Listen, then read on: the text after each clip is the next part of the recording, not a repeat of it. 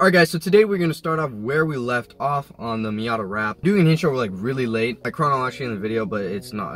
Okay, whatever. Off camera, I started the side skirt on the fender right here. Started that, sanded it, and on the driver's side and wrapped it purple. Gotta do it for the passenger side now. We got a Bondo still. Or wrapping something else. Bondo the bumper, Bondo the hood. I'm gonna wrap it. Once we get carbon fiber hood, then we'll be like really set for exterior. And we're gonna have to do plenty more stuff to the exterior because I'm going all out on the car. But anyway, we're gonna get right into the car. Start finishing it off as much as we can before the sun goes down. Let's go right into it, and I'll see you guys when we're doing whatever we're gonna do.